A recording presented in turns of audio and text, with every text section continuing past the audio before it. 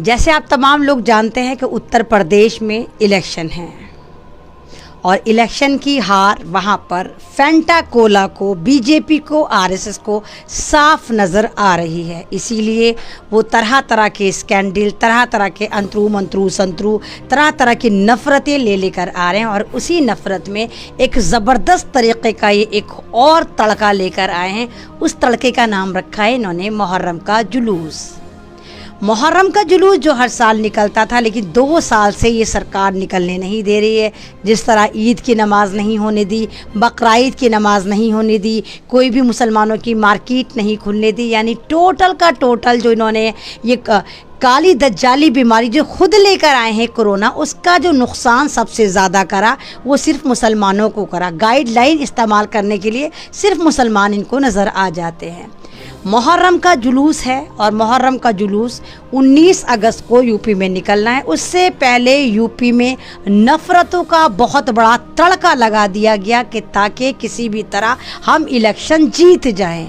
इनको पता है फेंटा कोला बाबा को कि मैं इलेक्शन तो जीत नहीं सकता, तो इसलिए हर तरह की नफ़रत मैं फैलाना चाहता हूं और फैलाता आ रहा हूं। इस बार उन्होंने मुहर्रम के जुलूस को इल्ज़ाम लगाते हुए अजीब अजीब तुगलकी फरमान लागू करे और ऐसे ऐसे इल्ज़ाम लगाए कि जिनको सुनकर हैरत होती है और इनके पागलपन की पूरी पुष्टि होती है कि ये 1001% पागलों के हाथ में सरकार आ चुकी है। और इन तमाम नेताओं का, इन तमाम प्रधानमंत्री जितने चीफ मिनिस्टर, इनका ठिकाना सिवाय बावले खाने की कहीं और हो ही नहीं सकता। यूपी के डीजीपी हैं, उनको तुगलकी फरमान दिया गया है। जाहिर सी बात है, वो भी बेचारे नौकर हैं, इनको तो लिख के दिया जाता है, वही फरमान करते हैं। उन्होंने फरमान में कहा कि भाई जनाब, जो मुहर्रम का जुलूस निकलता है उसमें गाय की हत्या करी जाती है।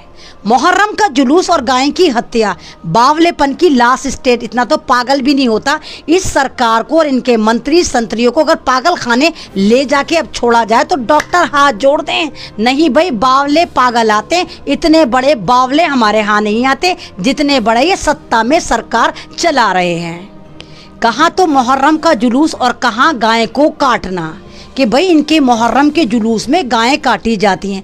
इन जाहिलों से पहले तो ये पूछो कि जुलूस कहते किसको हैं, जुलूस निकलता कहाँ पर है। जुलूस सड़कों पर निकलता है। तो क्या जब सड़कों पर निकल रहा है तो ये पूरे कसाई लेके चल रहे हैं कि गाय को लेके चल रहे हैं, काटते हुए जा रहे हैं। 8-9 बजे से शाम के 7 बजे तक ये जुलूस निकलता है। तो एक तरफ तो इन्होंने ये वाला तड़का लगा दिया कि मुहर्रम के जुलूस में क्योंकि गायें काटी जाती हैं और मज़हब के ठेकेदार सबसे बड़े हम हैं। वो अलग बात है कि हमारा आसाम का बीजेपी का नेता ये वाली बात कहे कि मुर्गा मत खाओ, मछली मत खाओ, दबा के गाय खाओ। हफ्ते में 2 बार जो गाय खाएगा वो प्रभु के गुण गाएगा और अच्छी सेहत पाएगा। ये मैं नहीं, आसाम में बीजेपी का कद्दावर नेता बोल रहा है। और दूसरी तरफ ये उत्तर प्रदेश में कह रहे हैं कि अगर शियाओं ने ये जुलूस निकाला तो इसमें गायें काटी जाएंगी। जब गायें काटी जाएंगी तो हिंदू मुस्लिम में लड़ाई होगी। और ये क्योंकि लड़ाई चाहते नहीं है। उत्तर प्रदेश तो हर तरह से डिजिटलाइज हो चुका, कोई क्राइम नहीं, कोई जराइम नहीं, कुछ नहीं है। इसलिए हम वहाँ पर मुहर्रम के जुलूस की इजाज़त नहीं दे सकते। दूसरा, इन्होंने और अटपटा बयान दिया कि इस जुलूस में रेप होते हैं, लड़कियों के साथ बलात्कार करा जाता है। मतलब जहालत की हद देखिए। जो मुहर्रम का जुलूस एक तरह का गम के तौर पर मनाया जाता है कि जब करबला में हज़रत इमाम हुसैन को शहीद करा गया था, उसके गम में ये शिया हजरात इसको मनाती हैं। तो उस पर क्या ख़तरनाक इल्ज़ाम लगाया जा रहा है कि इस जुलूस में लड़कियों की इज्जत को तार तार करा जाता है। चलते फिरते जुलूस में लड़कियों को रेप कर करके छोड़ा जाता है। निहायती इब्ने जाहिल सरकार है। और जाहिर सी बात है, ये सरकार आपने चुनी थी। अगर फेंटा बाबा को आप ना चुनते तो आज ये गुफा में पत्ते पीस पीस कर बॉडी पे लेप कर रहा होता। तीसरा, इसने इल्ज़ाम लगाया कि क्योंकि इसमें सुन्नियों के साथ बुरा भला करा जाता है, हज़रत अबू बकर सिद्दीक, हज़रत उस्मान, हज़रत उमर को गालियां दी जाती हैं और हम नहीं चाहते, यानी फेंटा कोला सरकार ये नहीं चाहती कि किसी भी तरह शिया सुन्नी में लड़ाई हो। इसलिए हम नहीं चाहते कि 19 अगस्त में निकलने वाला ये जुलूस निकाला जाए। ये 3 फैक्ट रखे सरकार ने, घटिया फैक्ट रखे या घटिया तुगलकी फरमान आपके सरों पर मुसल्लत कर दिया गया। अब मैं बताती हूँ इन्होंने ऐसा क्यों करा। आपको याद होगा वसीम रिजवी नाम का वो पालतू कुत्ता जो बीजेपी के चौबारे में मुसलसल मुजरे करता है, भाई उसको लेकर आए थे किसी भी तरह भारत के शिया सुन्नियों में लड़ाई करवाई जा सके। वो नाकाम, वो फुस्सी बम साबित हुआ। अब वो किस गुफा में जाकर इनकी आरएसएस की चड्डियां सी रहा है, जाफरानी चड्डियां सी रहा है या चड्डियां सुखा रहा है, किसी को कुछ नहीं पता। अब इनको तो नफरतें बांटनी है, इनके तो पेट में उड़द चावल पक रहे हैं कि क्यों भारत के शिया सुन्नी एक ही प्लेटफॉर्म पर आ गए हैं। शिया और सुन्नियों का क्या इख्तलाफात है? क्या शियाओं का कुरान एक नहीं होता? शिया सुन्नी का कलाम पाक एक, शिया और सुन्नी के रोज़े एक, शिया सुन्नी की नमाज एक। इख्तलाफात भी सिर्फ 4 खलीफाए राशिदीन पर है, हज़रत अबू बकर सिद्दीक, हज़रत उस्मान और हज़रत उमर को लेकर है। तो उस पे लेने के बाद ये सरकार ये चाहती है बस किसी भी तरह शिया सुन्नी के टेंटवे आपस में देकर इनमें लड़वाकर हम किसी भी तरह उत्तर प्रदेश को लूट खसोट ले, जबकि ऐसा सवाल ही नहीं उठता ऐसा हो जाएगा, क्योंकि इस बार उत्तर प्रदेश का बच्चा बच्चा जान चुका है कि ये फेंटा कोला सरकार कितनी खतरनाक उनके लिए साबित हुई, किस तरह उत्तर प्रदेश की बेटियों की इज्जत सेफ रही, किस तरह उत्तर प्रदेश के नौजवानों के साथ इस सरकार ने करा, किस तरह वहां पर पत्रकारों के साथ सलूक होता है, किस तरह वहाँ पर एक के बाद एक मस्जिदों को शहीद करा जा रहा है। ये तमाम सरकार ने और तमाम भारतीय लोगों ने और इंटरनेशनल लोगों ने देखा कि उत्तर प्रदेश की वो सरकार जो सबसे ज़्यादा लानती सरकार है और भारत में सबसे ज़्यादा नाकाम सरकार है। वो अलग बात है कि बीजेपी सरकार ने उत्तर प्रदेश की सरकार को नंबर 1 का खिताब दिया हो, वो आप और हम नहीं समझ पाए। उसका मतलब ये था दंगा में नंबर 1, हर चीज़ में, रेप में नंबर 1, कोरोना में नंबर 1, कि कोरोना में सबसे ज़्यादा जो मारे गए हैं वो उत्तर प्रदेश में मारे गए। सबको सड़ा के ना ऑक्सीजन दिया, ना बेड दिया, ना बिस्तर दिया, और वैसे नहीं मरे तो पुलिस वालों से मरवाया, डॉक्टरों से मरवाया, हर तरीके से मारे गए। तो हर तरह ये जो योगी जो है फेंटा कोला जो है वो नंबर 1 बना। आपको पता होगा कल वहाँ पर अमित शाह ने विजिट करी है और विजिट करने में वहाँ पर 50,000 लोगों को जमा करा गया। जब वहाँ पर 50,000 लोगों को जमा करा गया तो उस वक्त कोरोना की गाइडलाइन कहाँ पर फाख्ता उड़ा रही थी? कहाँ था कोरोना? तब कोरोना नहीं था, तब गाइडलाइन नहीं थी। लेकिन जैसे ही किसी मुसलमान का कोई त्यौहार आता है फौरन इनके कोरोना लल्ला इनकी गोद में आके हिचकोले मारने शुरू कर देते हैं और ये मुसलमानों के बदतरीन दुश्मन बन जाते हैं। तो जब अमित शाह आए थे तब कोरोना नहीं था। और दूसरी बात, जिस वजह से आप इस फेंटाकोला को नंबर 1 कहते हैं कि इसने कोरोना पे फतह पाली, तो फिर जब फतह पाली तो फिर किस बात का डर है कि 19 अगस्त में वहाँ पर जब शिया वहाँ पर अपना जुलूस निकालेंगे, मुहर्रम का जुलूस निकालेंगे, तो कोरोना जो है पूरे भारत में सुनामी की तरह बह जाएगा। तो ये एक स्कैंडल है, इसको आप तमाम लोगों को समझना पड़ेगा कि उत्तर प्रदेश की सरकार नीचता की तमाम हदें लांघ चुकी है, तमाम हदें नीचता की लांघ चुकी है कि जो इस कदर वहशियाने तौर पर उतर गई कि इंसानियत का कत्ल कर रही है, आपको आपस में लड़वा रही है। एक ही जुलूस को 3 जगह करने के बाद गाय के नाम पर हिंदू मुस्लिम करवाने के मूड में है, खलीफा राशिदीन के नाम पर शिया सुन्नी के टेंट व दबवाने पे तैयार है, रेप के नाम में समाज में अराजकता फैलाने को तैयार है, और कोरोना का जो बुगैंजा लेकर आई उसके नाम पर दिखाने को तैयार है कि देखो यही वो कटमुल्ले होते हैं, देखो ये वही जिहादी होते हैं जिन्होंने भारत को बर्बाद करा। जिस तरह इन्होंने निज़ामुद्दीन को, तबलीगी जमात को बदनाम करा था, वही ड्रामा दोबारा फिर ये उत्तर प्रदेश में कोऑर्डिनेट करना चाहते हैं। और इस वाली बात को आपको समझना चाहिए कि ये उत्तर प्रदेश की सरकार आपके साथ, आपके मजहब के साथ, आपकी बेटियों के साथ, आपकी इंसानियत के साथ कितना बद्धा मजाक कर रही है। मुझे मालूम है बहुत सारे लोग आएंगे और कहेंगे हमें तो पहले ही पता था कि ऐमन रिजवी तुम शिया हो, हमें तो पहले ही पता था कि ऐमन रिजवी शिया है। मुझे फ़र्क नहीं पड़ता कि आप मुझे ऐमन रिजवी को शिया समझते हैं या सुन्नी समझते हैं, मुझे फ़र्क इस बात का पड़ता है कि मैं भारतीय हूँ और हर जगह जहाँ जुल्म होगा मैं इंसानियत के लिए इसी तरह आवाज़ उठाऊँगी और इसी तरह आपको अवेयर कराऊँगी। यहाँ पर नाइंसाफ़ी है और यहाँ पर जो इल्ज़ामात लगाए जा रहे हैं वो बिल्कुल झूठ पर मुबनी है। पूरा झूठ का पुलंदा, ये जो तुगलकी फरमान हमारे समाज पर, मुस्लिम समाज पर ज़बरदस्ती जबरन थोपा जा रहा है, उसकी हम हद से ज़्यादा निंदा करते हैं कि हमारे समाज पर इतना बद्धा इल्ज़ाम नहीं लगना चाहिए। हम मुसलमान हैं, हम क्या बलात्कारी नज़र आते हैं? हम क्या गाय को काटने वाले नज़र आते हैं? तो ये जो इल्ज़ाम लगाए जा रहे हैं, फैंटा कोला जो उत्तर प्रदेश का चीफ मिनिस्टर बना फिरता है, ये बंदरों के हाथ में जब सरकार दी जाती है ना, तो रिजल्ट इसी तरह निकल कर आते हैं।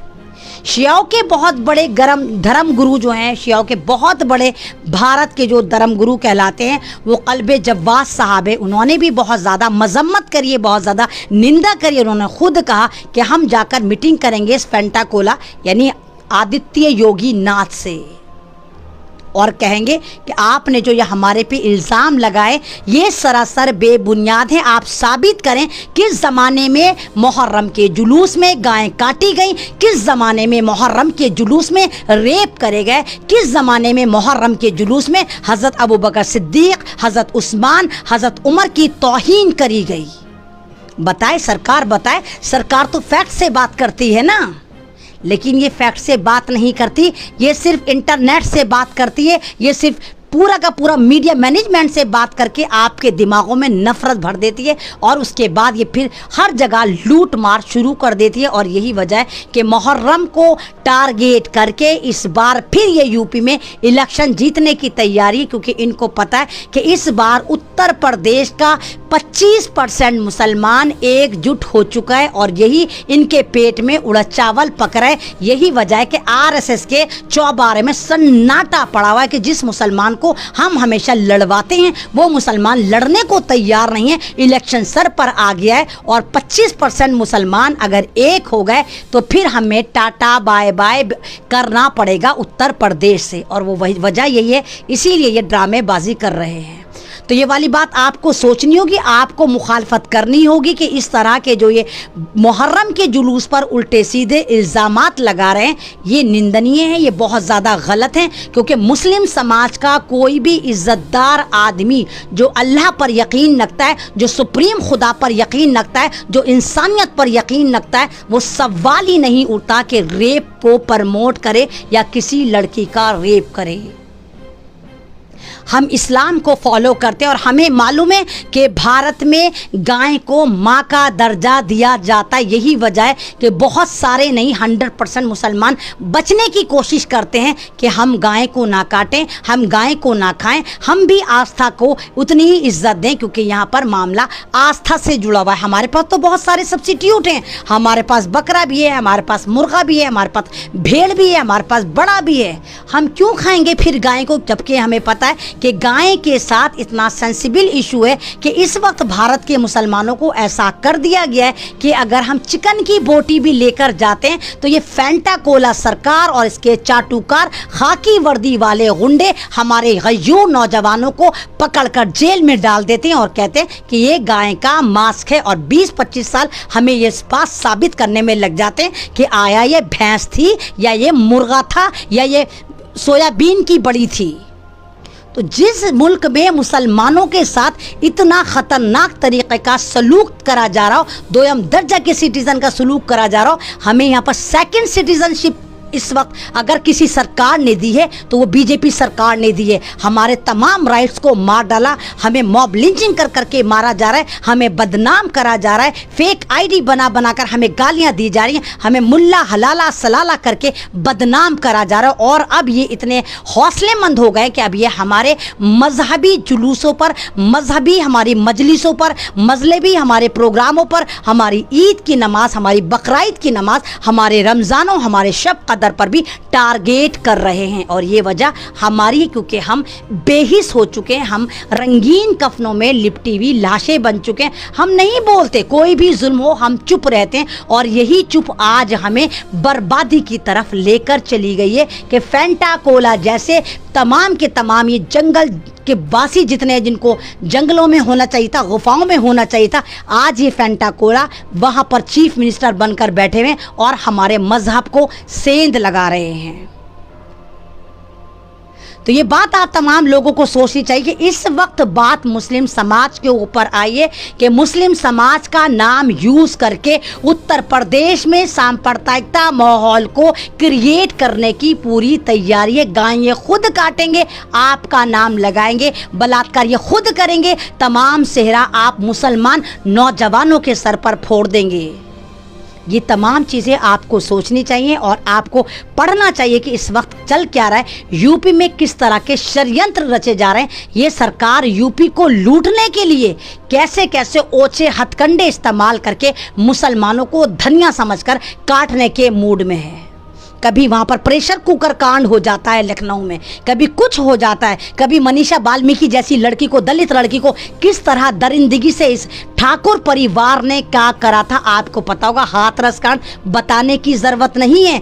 किस तरह ये दरिंदगी की सरकार है कि जैसे ही ओलंपिक में आपने देखे कि हॉकी में सेमीफाइनल में पहुंची, ये सारे के सारे जिन्होंने गेम में पूरा कटौती करी, ये सारे श्रेय लेने पहुंच गए कि हमने कहा था बेटी बचाओ बेटी पढ़ाओ, इसलिए हॉकी टीम ऑस्ट्रेलिया को हराकर सेमीफाइनल में पहुंच गए। इन जाहिलों से पूछो, उनकी उम्र तो 20-20 साल है, तुमने तो 6 साल पहले नारा दिया था। और जिस बेटी बचाओ बेटी पढ़ाओ के तुम नारे दे रहे हो, उस बेटी को सबसे ज्यादा 75 सालों में अगर लूटा गया तो वो तुम्हारी सरकार में तुम्हारे मंत्रियों ने, तुम्हारे तो पूरी की पूरी तुम्हारे तो अंदर ऐसे ऐसे खतरनाक हैं कि औरतें भी बलात्कारी हैं, वो भी प्रमोट करती हैं।